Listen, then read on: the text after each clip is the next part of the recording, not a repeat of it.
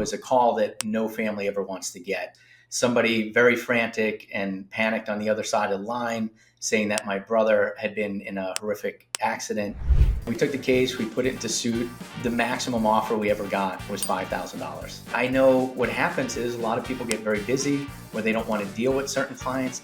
That is not the approach for longevity. I think lawyers forget it. I think doctors forget it sometimes that don't have great bedside manners. Behind every issue is a real human being that's struggling and suffering. They're not going to want to talk to a bot about something so personal, right? As attorneys, we're therapists, we're friends, we're legal advocates. Those are things that you're not going to get out of an AI. This is The Litigator's Edge, the podcast where smart strategy, practical innovation, and real-world experience come together to move litigation forward.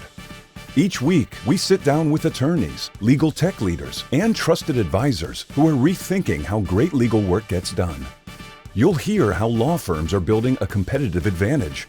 These conversations are grounded, insightful, and designed to help you refine how you work and how you win. Here is your host, Aniket Sawant. Hello, and welcome to today's episode of The Litigator's Edge, the podcast where innovative attorneys reveal the strategies that have transformed their legal practice. My name is Aniket Sawant, and I'm co-founder and CEO of Threadio. My guest today is founder and CEO of a nationally recognized personal injury law firm with locations in Massachusetts and New Hampshire.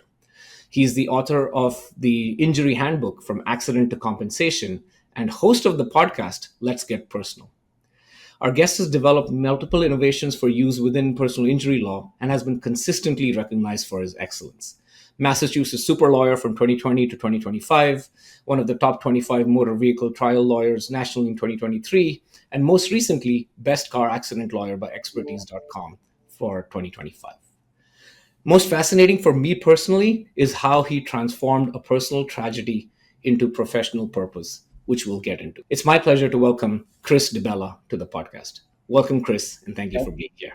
Thank you so much, Aniket. It's a pleasure to be here, and I'm really excited to get into some of the content that we're going to talk about today. Fantastic. As you know, Chris, one of the things I like to start with is I like to ask each of our guests to either share a fun fact about themselves or a cringe joke or both. Which will it be for you and what is it? I'm going to give you a little fun fact, and especially you being on the West Coast and I'm in the Northeast, I think it'll be interesting. Every time I go out to one of our legal conferences and I meet people from all over the country, they always find it interesting. So I have two boys that play hockey. One's now in college and one's in high school. And one of the things I've been doing in my spare time, it's kind of like being a greenskeeper, but up in the Northeast, I have what's called an outdoor rink. And we literally put out almost a regulation size hockey rink. We flood an area, we put in lines, hockey nets, and we can skate 10, 15 kids out there. It's a labor of love. We go out, we have a homemade Zamboni, and we have to, something I wouldn't expect you would have much exposure to in California. No. Here in Massachusetts, you can almost find them in every backyard. That's awesome. I think the rink is cool, but the homemade Zamboni sounds interesting. I think we need to have a separate conversation just around that. That's awesome. Well, thank you for sharing that, Chris. As you know, I consider every attorney who makes the time to come onto this podcast a superhero. And every superhero has an origin story. And I think yours is particularly fascinating. What is it? And can you please share it with our audience? Yeah, I'm happy to. It's funny, as we get older, you forget a lot of things or memories get fuzzy. But, this memory in particular sticks in my head. It's in 1080p, right? It's crystal clear. And I remember the day what the kitchen in my old house looked like when the phone rang on the wall, the old rotary phone. And I ran to pick it up. It was my birthday, so I was getting some calls that day. And I was about 10 years old. And it was a call that no family ever wants to get. It was somebody very frantic and panicked on the other side of the line saying that my brother had been in a horrific accident. He was riding his bike downtown from where I lived and a car had hit him. So I remember vividly, my father was in the kitchen as well. I threw the phone to my father. He had jumped on and then bolted out the door to get downtown. And, my next vivid memory was just getting to the hospital. Again, it's my birthday, and walking into that hospital room and seeing my brother hooked up to all these lines and monitors, and it's something that has stuck with me. It sticks with me with every case that I take on. Very vividly and firsthand what my clients go through, what it's like to get people calling about outstanding medical bills and debt collectors calling and insurance companies calling to try and settle something without even knowing what the facts were, just because they want to get rid of the case for pennies on the dollar. And I really remember, what my parents had to go through with a young child that was injured to that capacity. So it really is something that has shaped my whole life. It shaped kind of what I went into in my profession and how I approach my practice. Wow, that's a compelling story. Was your brother okay at the end of it all? I'm sure it was an ordeal, but Yeah, I mean, he's definitely got some, permanency and scarring. He's definitely, thankfully okay and with us today, but, he definitely has some scars that are still with him, unfortunately. absolutely. So that must have been quite the formative experience. Can you talk about how you went from that experience, obviously as a child, and the journey you took from there to where you are today professionally? I know you have both a JD and an MBA, which gives you an interesting perspective from not only the legal standpoint, but also from a business standpoint, business of law standpoint. Can you maybe walk us through the journey from that formative moment to where you are today professionally? Yeah, absolutely. I came from a very blue collar working class family. My father worked in construction. He was an operating engineer. My grandfather was a bricklayer and immigrated to this country. And, one of the things that I've always seen, my father would come home injured. He worked under a lot of difficult conditions. And that's something that's spanned my whole youth. And, once I got into college, my father was somebody, even though he's very blue collar, he always pushed me in wanting to go into the legal world. He kind of saw the impact from some of his early experiences, what a lawyer could have and how they could help working class families. And, he is somebody that, not having even gone to college himself, he came home one day with a 400-page tort textbook that I was way too young to understand any of it, but I still remember that. And that's something that he very much wanted me to go into the practice of law. He pushed me in that direction as well. So I do owe a bunch of gratitude to him for pushing me in that direction. And it only continued to evolve. Once I got into law school, I started helping in employment issues, again, similar with people that had been injured or taken advantage of by their employer or injured at work. Then I eventually got into the district attorney's office where I gained a lot of great litigation experience, introduction into the court system.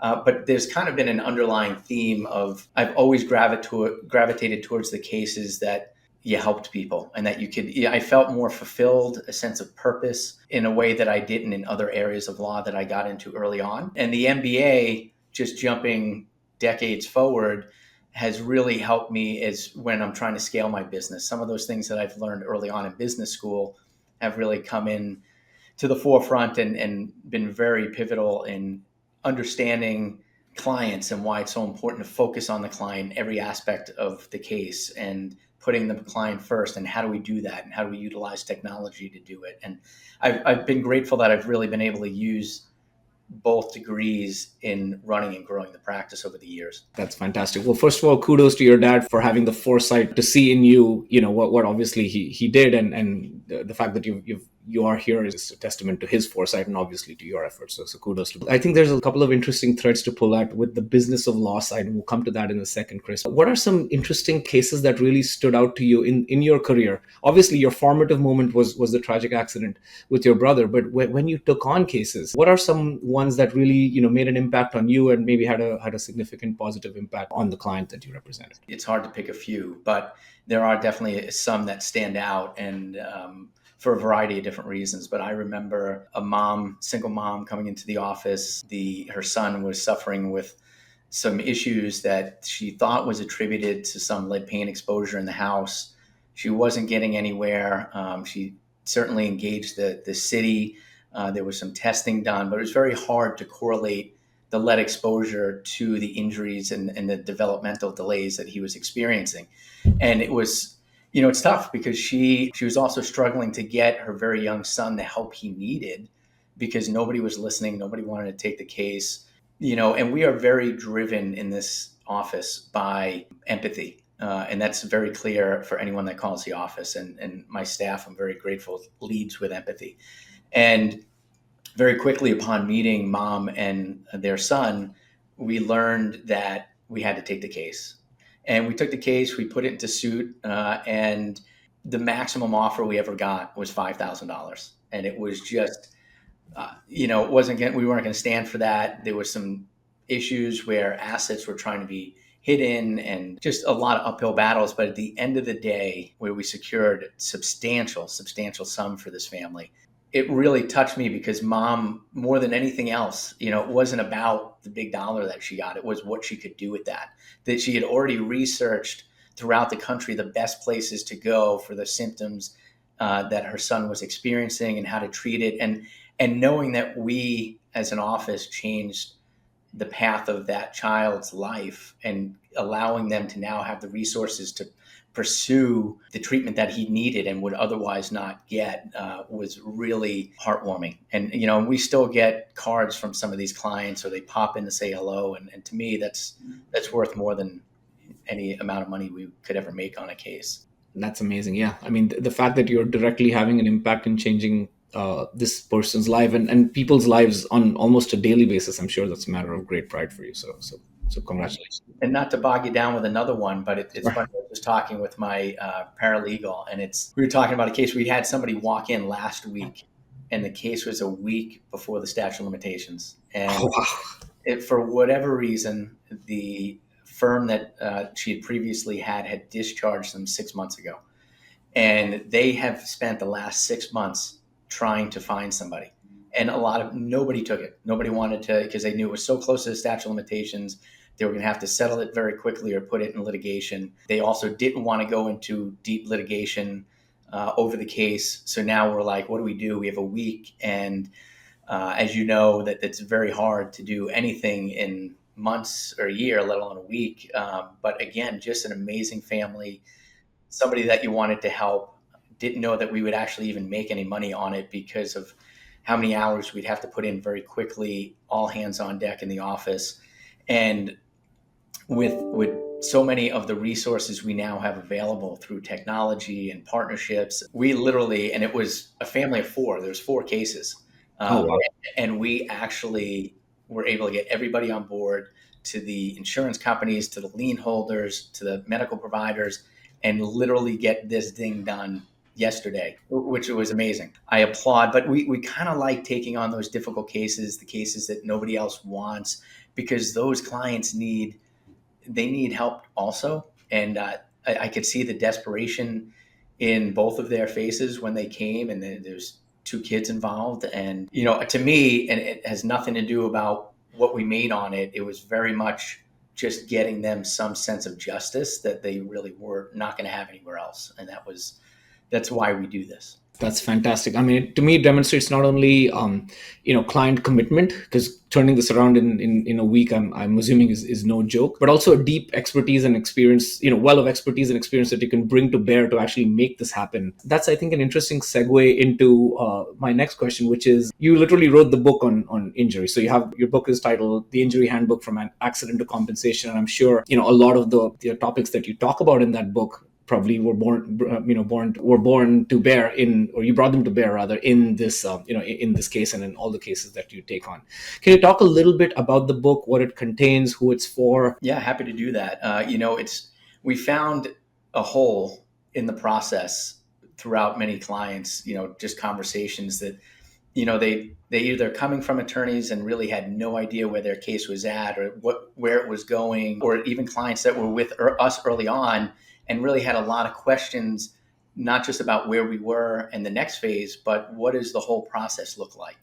And obviously, having gone through it myself, my family, and knowing the anxiety that goes through not just wanting to know the answer to the current questions about your case, but about everything. And so we put this book together that really takes you from the inception of an accident. And that's really important these days, as you know, Aniket. So when you get into an accident, pictures and video, everyone's walking around with a high definition camera and video recorder in their pocket. And so to capture that, right, because a lot of times evidence disappears very quickly, it gets destroyed, it's not kept well. So making sure that people know it's very important to capture any evidence that they do in real time as quickly as they can. And people are doing that. And we take them from that stage and helpful tips and things that we can impart on them that will help maximize their case down the road. We also teach them, and we in our welcome package that we send to clients, we send not only the book, but we send a journal. And I'm a little bit old school. We do have a smartphone app as well that you can track this stuff. But, I tell all my clients, if this case is going on 6 months or 2 years, if you're going to try and recreate what you did in that first month, where you had to be relying upon a family member to shower, you had sleepless nights, you had, severe headaches, you were unable to go to work. Some of these things you can source and try and piece together, but a lot of it you just forget. So we like to allow either electronically through a smartphone app or an old school journal to have people journaling consistently throughout the process. We also take them through every phase of the personal injury process. So from them treating, us gathering the appropriate medical records and bills, dealing with the insurance company, learning about what the policies are, what the exceptions to the policies might be, what the demand process looks like, what the negotiation process looks like. And if none of that works, what the litigation process looks like. We anticipate one of the biggest things that we get to is, all right, we've gotten our maximum offer from the insurance company, and we may not be happy with it. They're not happy with it. What does the whole next phase look like? And that's an important part, because I think clients underestimate. They just say, I don't like the number, let's go get more. But they don't realize that a bit more of an active participant in that phase.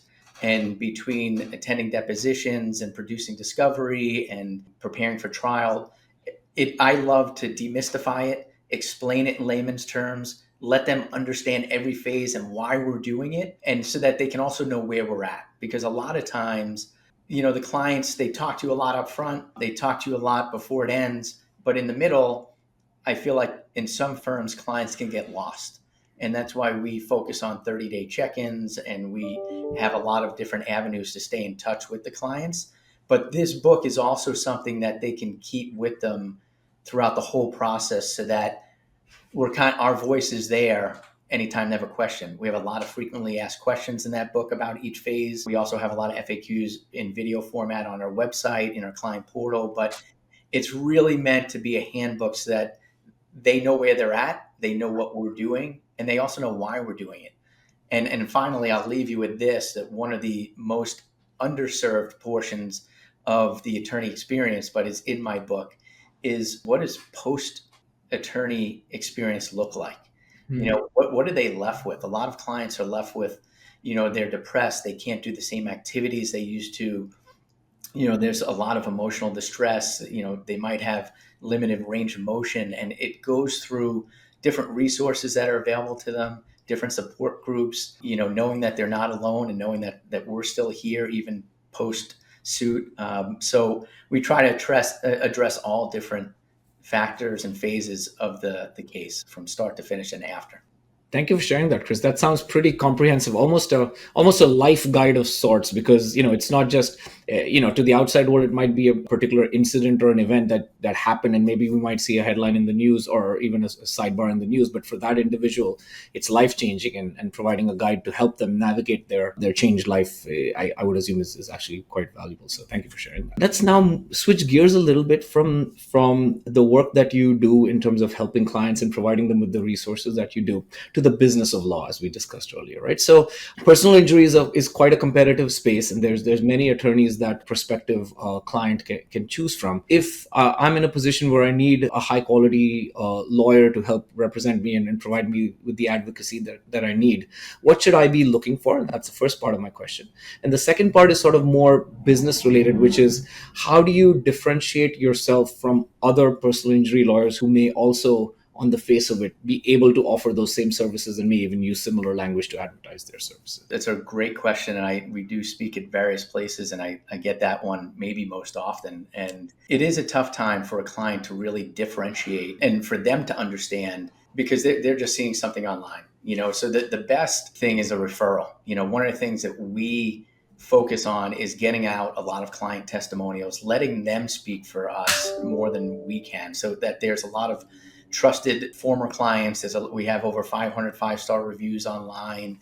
We want them to hear from clients that have worked with us directly, not just from our marketing campaign. So I think it's very important for them to to do their due diligence, which I think a lot of people are doing these days because they have a lot more resources available to them. And don't be afraid to ask tough questions to the attorneys. There's a lot of attorneys, a lot of great attorneys, but a lot of them dabble in personal injury. A lot of them, this is not their main area of law. And, I think by doing that, there is a bit of a disservice sometimes that can be to the client in terms of, their awareness of current case law, different trends in litigation, different awareness of different tools that are available in the space. I wouldn't be afraid to ask about that. There's a couple things that we feel differentiate ourselves. And one of those is the fact that we get a lot of calls from clients that have left other firms. And it seems like lawyering 101, but getting back to your clients. It literally, I think I've heard this as early as law school. I know the bar associations preach it, but I know what happens is a lot of people get very busy or they don't want to deal with certain clients. That is not the approach for longevity. And you need to get back to your clients. We have a protocol in our office that we get back to everybody same day, even if it's just to say, let's set up a time for you to talk to one of the attorneys tomorrow. But we want to make sure we get back to them. And there's so many different ways that you can get back to them. And another thing that I would say differentiates us is the way we've embraced technology, but we've done it in a way to enhance the client experience. So as I indicated earlier, we have a smartphone app for both iPhones and Androids so that people can literally find out closest hospitals, get Uber rides, take pictures, communicate with us, make appointments, track out-of-pocket expenses, lost wages. It's an area that they can do that in real time in the palm of their hand. We also have a client portal through our case management system that it's almost equivalent to like the Domino's tracker, right? You want to see where your pizza is, it's the same thing. You can see where your case is. And we're continuing to build that out daily because what we do is we like to have a lot of frequently asked questions there for each phase. We have video links that you can hear directly from one of the staff talking to you about what's going on in this phase. So I think that's very important. And just the use of, we've really, really embraced technology just to be more efficient in how we communicate and respond regularly with the clients, because it's, at the end of the day, that's what it's about. I was looking up some of the innovations that you've sort of released, and one of them is the Instant Case Evaluator. Is that the app that you were mentioning, the pizza tracker equivalent? Yeah, so no, the app is more like when you're a client and you're tracking everything throughout the case. The Instant Case Evaluator are for those that are really trying to ask, who should I hire and do I really even have a case? So you can go right on our website, which you can do from a mobile device or from a desktop, but that will help walk you through some of the pivotal questions depending on the type of injury that you sustained in evaluating, do you have a case? And it has an online pain chart there, so you can also identify where on the body you've suffered an injury, and all of that gets immediately forwarded to us. And then we connect based on all of that information to hopefully help you on the case if we've decided there is one. We'll come to a couple more technology-related questions in a second, but I wanted to also talk about one other thing that I was looking up, which is that we talk about innovations, and often innovations relate to technology, but they don't always have to. In your case, I see a business model innovation called the DiBella Difference Guarantee, so like a 30-day free trial of your services. I personally have not heard of anything like that, and I think it's tremendous value. Can you talk a little bit more about that? What gave you the confidence to offer that?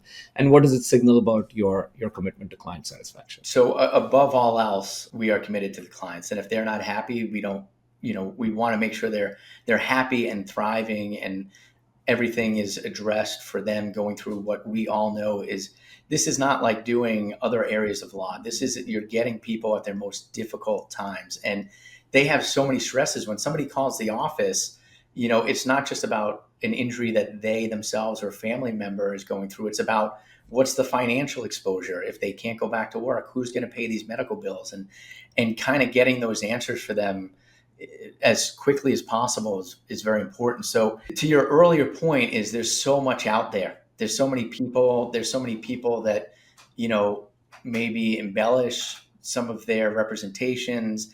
We want to cut through all that and just say, listen, we understand making the leap and hiring somebody is not easy. To some degree, there always has to be a level of trust that's built up, which we try to build in that initial phone call. But we want to prove it to them. We want to take those first 30 days to say, when you call us, you're going to hear back. you're going to experience that. I can say it, but it's different for you to experience it when you actually call the office. You want to talk to an attorney, not just be passed to a paralegal every time. You're going to get one. You'll see that when you do it in the first 30 days. They're also going to get a chance to see how our systems work. We have dedicated phone numbers and emails for every file. So when they send a text, a picture, an email, it all goes directly into their file. We have shared files where they can upload and download things directly from their client portal. So I really want them to get exposed to my staff. I want them to get exposed to our systems and how we treat our clients. And we're virtually undefeated with people that start with us. They don't leave. That's fantastic. Coming back to technology now. So we spoke about, or you mentioned it a couple of times during our conversation here, and you're clearly a technology pioneer in the space with the app, with the instant case evaluator, with the client portal. But let's talk about the new thing in town, which is AI. So it's everywhere, and there people have all sorts of opinions about it. But in the specific context, or from where you sit, how do you see AI in general impacting the future of personal injury law? Is it more back office efficiency, or is it playing more of a significant role in strategy, case strategy, negotiations, client communications? What's your take on all of it? Yeah, it's a fascinating topic. I've spoken at length about it at law schools and other podcasts. I feel like we were kind of on the forefront for this. We're very involved in staying up on all the recent trends. I'm in a law firm growth conference that I attend quarterly. And before AI was even mainstream, I was learning about the impact. And I came back lit on fire, and my staff can remember the exact day. I was so excited about what this could do for the efficiencies in the office, for the client experience. And initially, there was a lot of resistance. I had a lot of staff saying, well, that's just going to replace me, or, I feel like it's cheating. And that was some time ago. And, one of the lines I heard early on is that you're not going to be replaced by AI, but you're going to be replaced by somebody that embraces AI. And I think that's very true. And this is an area that we stay on top of. It is changing daily, monthly, rapidly. And we use AI in ways that have really revolutionized our practice. It allows us to get immediate recall of voluminous documents and cross-referencing things and finding inconsistencies and, really understanding what a massive data dump, to be able to dissect it, categorize it, and understand it on a level and scale in a short period of time that we could never do is life-changing. But the big thing that we also are striving as attorneys to focus on is we have to identify the things that AI can replace. And that's going to be this experience, right? Whether it's over Zoom or in person, they're not going to want to talk to a bot about something so personal, right? When as attorneys, we're therapists, we're friends, we're legal advocates. Those are things that you're not going to get out of an AI. Now, AI can help with a lot of efficiencies, but, they want an attorney on the phone. They want a paralegal on the phone. They want a human, the front-facing piece of the practice of law is always going to remain, human to human, face to face. And we've just tried to really utilize AI to create a better experience for clients and to enhance inefficiencies and redundancies within our practice. That's amazing.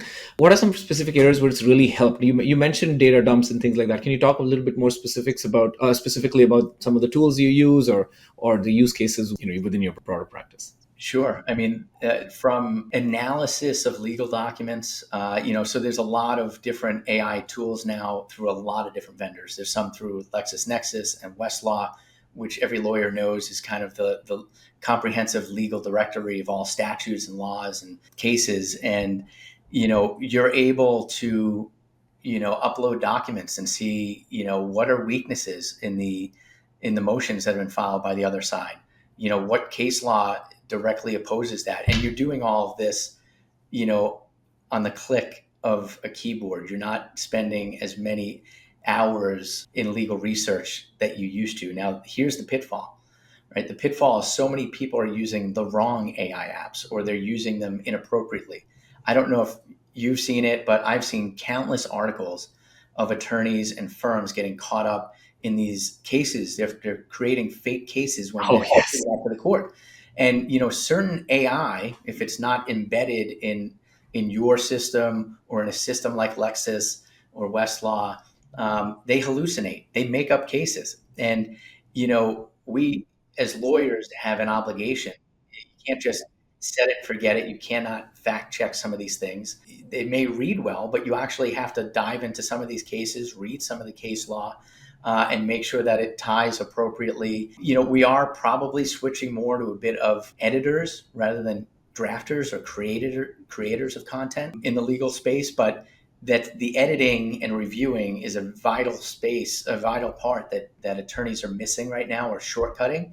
And, there's people getting sanctioned, and, there's certain generic AI platforms that will spit out anything you want, and they write beautifully. It sounds great. It's very compelling, but it's not legally accurate. So you need to make sure that you're using the proper tools that are giving you the proper citations, and you're following up on those as well. That makes a lot of sense. Switching gears a little bit to, again, taking a step back a little bit and looking at some of the other activities that you also pursue. So you have the handbook that you wrote, but you also have a podcast. So which is kind of a little bit meta in this context. But what do you talk about in your podcast? What's the subject matter? And then what has the podcast taught you about storytelling, and how does it interplay? What's the interplay between what you do with the podcast and the skills that you bring to bear, say, for advocating for a client in a jury trial or otherwise? Probably inherently there's some overlap from my legal skills to it, but I really attacked it initially. It's called Let's Get Personal. And we've had some people that I'm in awe of in terms of their successes. And I love a great story of how somebody's rags to riches. And we have some, so it's really about, let's get personal on the journey that someone's taken to get to where they have gotten in life. And, pulling back that curtain, because we see so many things online. We always see the end product. And people make everything athletes and, doctors and, Nobel Peace Prize winners. They all make it look easy. They got there. They must have always been there. Their family must have been brilliant. They had opportunities that I would have never gotten. Then when you see some of these people that have achieved great things in their life, and you really see some of the struggles they went through, some of the unique pathways that they took that, I don't think a lot of people are thinking about. I talked to a CEO that talked about cold calling places for a job. I don't know that people would do something like that today, or even be so brazen, and being the ability to take on rejection and move forward and not let that derail you. But I really love the creative aspect of the podcast and learning about people, learning about new topics. So that's been something that has been surprisingly enjoyable from my perspective, because we do have ones that we do talk to different medical professionals, and how, that does help clients. And some of them are just purely inspirational, and where people can learn something new about different fields and different journeys and different things that people did to achieve success in their life. That's incredible. So is the focus area primarily personal injury, or is it broader, across law or legal tech, or what is the scope? We focus on the person. So it's not not all of them are directly legal related. Some of them are, but we've talked to motorcycle clubs. We've talked to chiropractors. We've talked to the president of motorcycle associations. Like I said, we've talked to celebrities. We've talked to CEOs. So it does span quite a bit. It's really just initially, and I'm sure it will continue to evolve, because we do want to get pretty pointed on some more material that affects our clients directly. But we jumped off by attacking really inspiring people and how they've made their pathway in life. It's clear that you're a committed attorney and client advocate, and you have this venture in terms of the podcast and then the book. I also know that you're committed to your community. Can you talk a little bit about some of your engagement with the community and what you've done in that regard? I'd love to, because it's also one of probably mine and my staff's favorite thing to do. We are out in the community constantly. We must have had an event every weekend this summer where we were attending events to help dogs, to youth in crisis, to the Boys and Girls Club, to the homeless. It's the whole reason why we're here, right? I mean, giving back, helping people. You and I were very fortunate in life, and if we're not paying it forward, what example are we setting? And, I'm very fortunate. My father, again, not coming from a lot, he was very involved in a nonprofit helping people suffering with cancer. And he built all of the altar and surrounding furniture and material for my church when I grew up. And, that's kind of just something that's always been embedded in me. And we try to pass that along to my children. But it's something that we've done it for a long time. We do a scholarship every year. I've learned that the staff love it. We love doing it around the holidays. We love seeing the joy. There's really no feeling you get like providing something for someone in need. And I think that we've all learned that, and we strive to do it as much as we can. So we have a good deeds program where people can go on our website, and we've had people give recommendations of somebody that he's in a homeless shelter and needs a new fridge. Somebody's struggling to pay their heating bill at home. Somebody's struggling with some health insurance bills. So we solicit things from people, and it's out on the web, and they report back to us, and we try to fulfill as many of those things as we can. It really has been a deeply personal and fulfilling experience for both myself and the staff. And that's something we'll do as long as I'm in practice. That's amazing.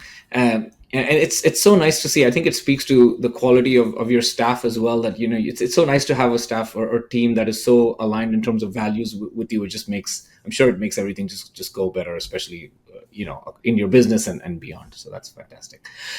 This has been a great conversation. Just a couple of quick other points that I wanted to bring up. One is, you mentioned rather that you're not only interested in the practice of law, but also the business of law. And so if I'm a younger entrepreneurial or earlier career lawyer, and if I'm a little bit entrepreneurial in nature, what is your number one piece of advice to me or someone like me for building not just a law practice, but a successful and impactful law business? That's a great question. And it's one that, I remember coming out of law school. I worked for a big corporation initially before I jumped out on my own. And when I did, it was scary. It was scary because I was like, well, even just the basics. How am I going to pay for a printer, a phone bill, even a one office room where I'm responsible for that every month, and there's no guarantee that the phone's going to ring. So I think being true to yourself, finding your passion, because, and it's probably overused and people say it all the time, but generally when you find something you like doing, it doesn't feel like work, and people realize that. I think you also need to realize, and so important to us that we kind of made it our tagline, which is every case is personal. But I think lawyers forget it. I think doctors forget it sometimes, that don't have great bedside manners. Behind every issue is a real human being that's struggling and suffering. And again, I can't take all the credit, but I'll pass by staff's offices and I will hear a paralegal doing an intake for an extra 45 minutes. They're just talking to this person. They're becoming friends. They're learning about their pets, and they'll say, hey, can we throw in some dog treats into the welcome box? Because they're listening, they're learning. These are not just cases, they're people. And I think the more you lead with that, the more successful you will be. And, the other thing I will say is you need to embrace, which not everybody does, and it comes with time. I didn't do it immediately, but you have to embrace technology and you have to embrace systems, because if you don't know different metrics in your office, if you're not providing, the best user experience for your clients and being able to measure that and being able to hold people accountable to it, then it's very easy to do one case super well and have a great experience. The client loves you and leaves a great review. It's very hard to do it 1,000 times, 10,000 times, where you're doing it over and over, where you have the systems in place where everybody knows what's expected, in terms of getting back to clients, in terms of, making their experience as meaningful as possible. So building in those systems, it makes sense to invest in the right people and the right systems that really enhance the user experience. I wanted to yield the floor to you, Chris. It's been a wonderful conversation. I hear you have an offer for our listeners, maybe with regards to your book. So I just wanted to let you have a minute to share that and share how our guests can get a hold of you. Yeah, well, thank you again so much for having me. This has been wonderful. I always love talking about the law. It's something I'm very passionate about, something I love. Yeah, what we wanted to offer to any viewers of your podcast that download this, that view it, is, as you can see behind me, we have the Injury Handbook. That is something that we have in hard copy here. We also have it available in PDF. It's also on the Amazon store, but for your listeners, anybody that wants to reach out to us, you can reach out at contact@DiBellaLawOffice.com, and we will get you a free copy of the book, and happy to answer any questions that you have about anything related to a case. Fantastic. Well, thank you, Chris. This has been a wonderful conversation. I appreciate your time and your commitment to your clients. Of course, my pleasure. And thank you, everyone. We will see you on the next one. The Litigator's Edge podcast requires more than a conversation. It takes action, research, and collective wisdom. If today's episode resonated with you, we'd love to hear your insights. Join the conversation and help us shape the future together. We'll be back with more stories, strategies, and real-world solutions that are making a difference for everyone. In the meantime, be sure to subscribe, rate, write a review, and share it with someone you think would benefit from it too. Thanks for listening, and we'll see you on the next episode.